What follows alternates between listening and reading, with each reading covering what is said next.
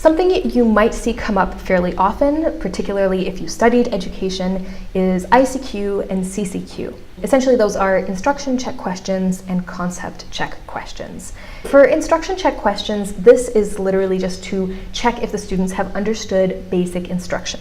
Please note, it's not instructions, but instruction. So what you have taught them, if they understand and grasp just the literal facts, the very bare bone basics. This can be a little patronizing if used incorrectly.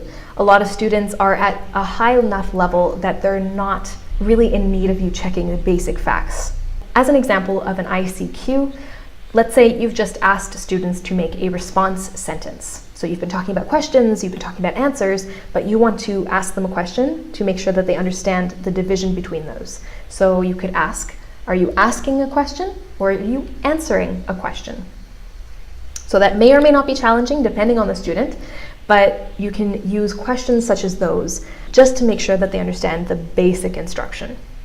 The concept check questions are a little bit broader. So this is asking questions that require them to have a grasp on the materials just to ensure that they have comprehension about what you're talking about. So the bigger picture, how they fit into things, the contextualization of this in their life. Just as a note, asking, do you understand, although we are all guilty of this and we have all done it in the past, is unlikely to receive an honest answer. That's because it's a very loaded question with a lot of social implications beyond the pure functionality of it.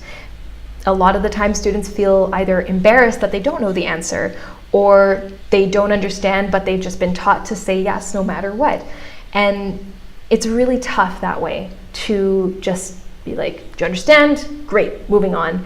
And then your scaffolding kind of falls apart because you have some pieces that haven't been tied together properly.